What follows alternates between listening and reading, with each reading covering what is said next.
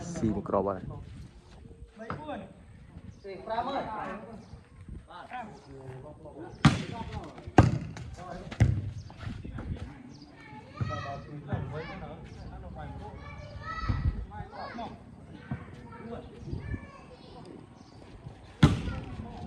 chơi nha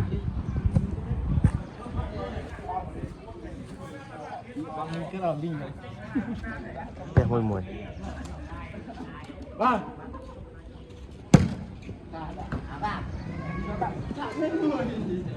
bỏ mùi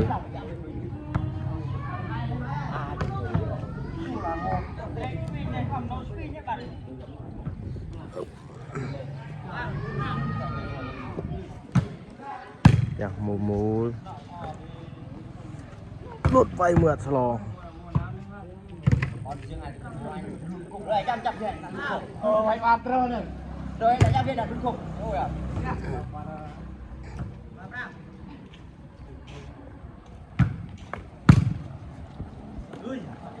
nó chăm gì ở trong bố làm áp ủ đáng không mát này làm sao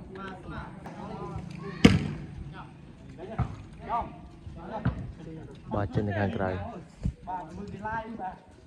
จับมือเสื้อ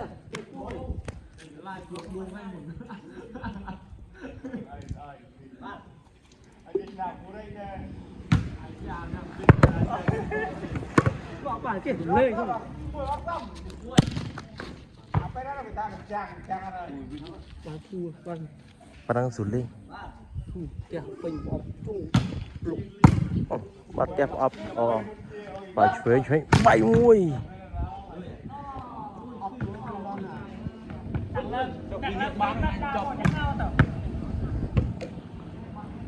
sẽ bị chỉ soát lý bay mùi được họ đám và đám ót băng đạch mùi chưa tăng mùi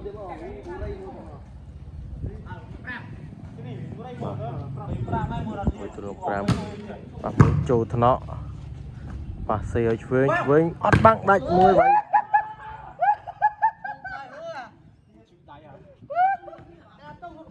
bà trong khơi cà và cuốn đấy châu mơ YouTube ạ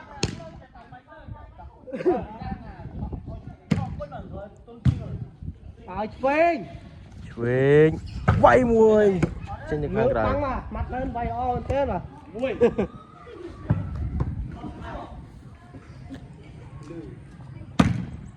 đi mặt đang mau bị này đám chọc băng ơi thấy mau bị hàng này chiếu ba nó tăng tì chiếu ba đám tăng tì bờ tôi làm bờ mùi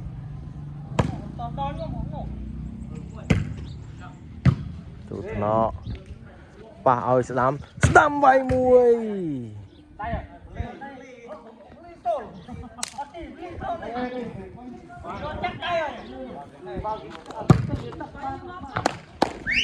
thôi trời ơi kìa chuột kinh nhầm đám phai chuối vay mùi ở lòng tì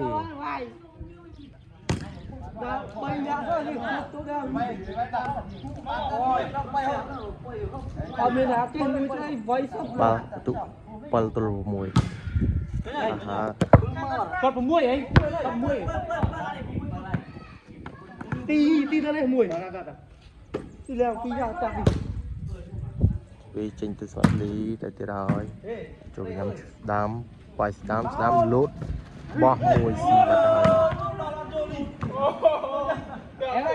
đi về rồi pi tăng bây giờ học nên có nó trước học đấy rồi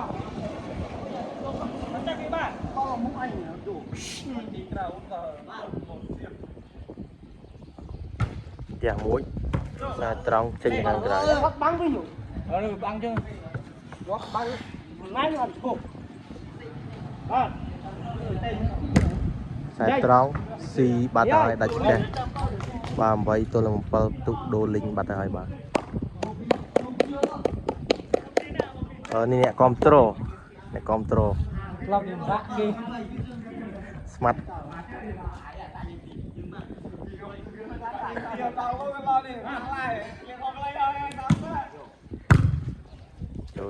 Viên bài đam vậy bị lỡ băng trên cho khang cái bạn hơi bà mà trắng xoắn lút cua đó cô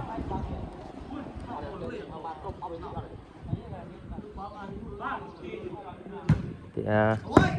chỗ cái nhầm đam bài đam bỏ muối xì bát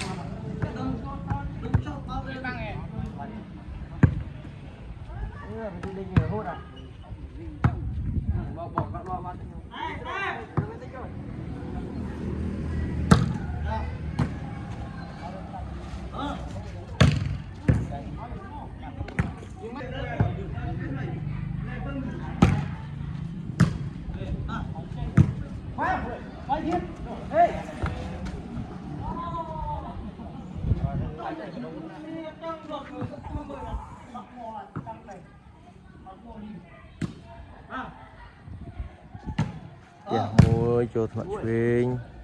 vào chuyên cho muối đầy bà ta hai bà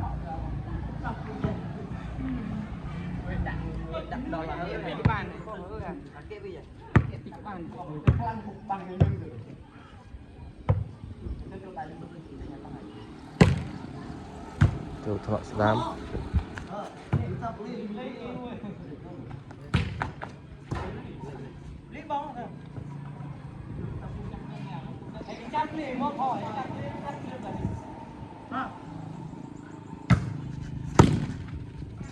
nhắm vài chuyến xe gái mua chọn bằng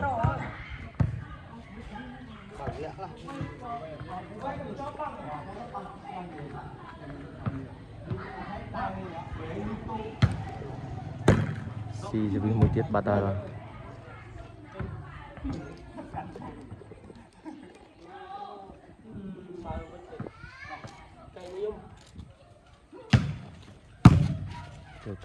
đam bao chuyên kẹt sao xa châu thọ khôi bát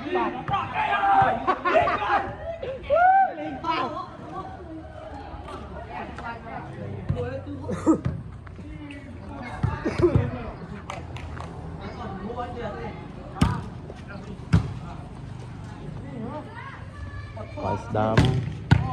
quay xì bát rồi bao thạch bao và bài nha xịt đi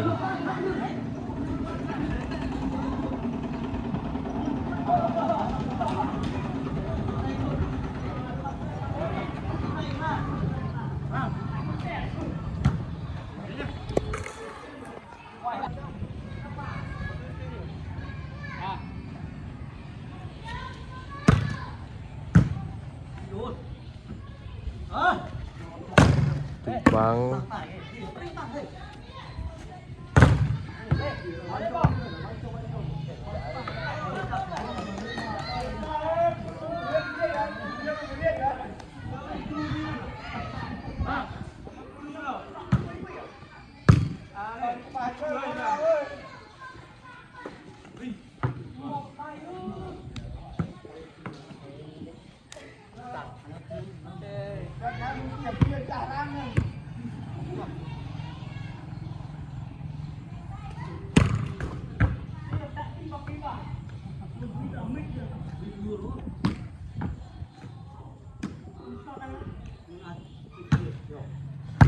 tụt nọ xuyên bao xuyên tiệt xa xa ọt lòng thì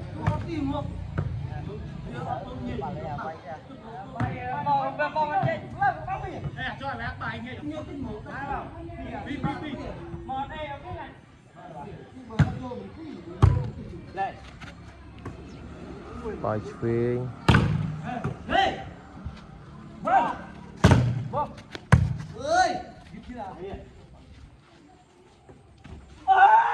xì bát là hơi bà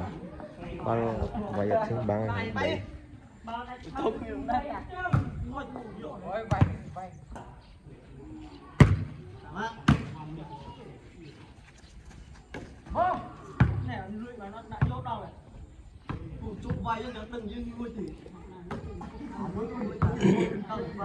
chỉ có ngày chỉ có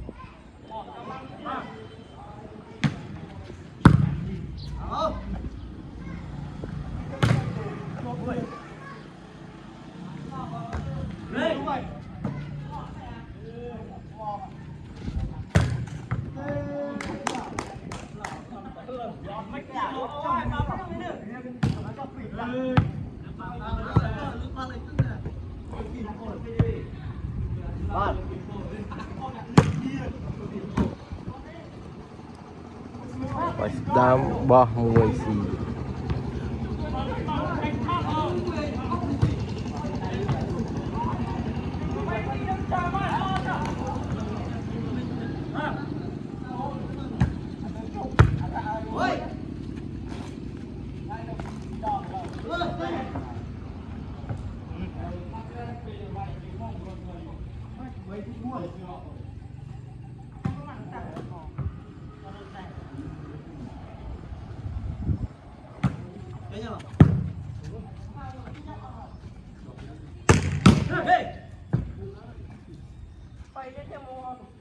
Tô này mà ngay tôi áo lưới em làm chữ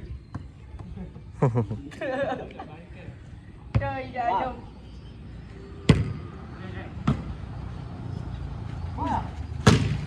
ơi luôn luôn ơi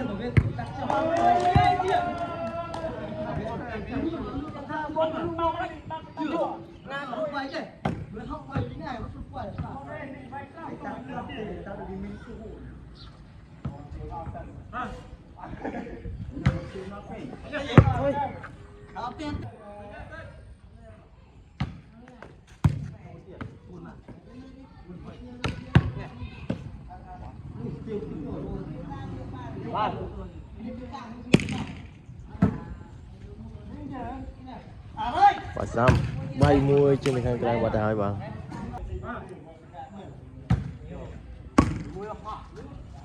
bà chuối bay bị lỡ băng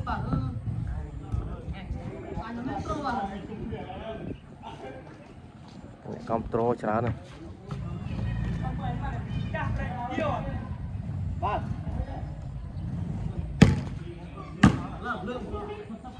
bà chuối phê bọc muối hạt xí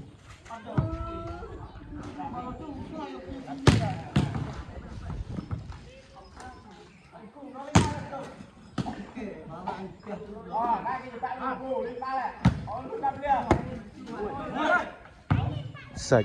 bạt tài mà bye bye, xin chào.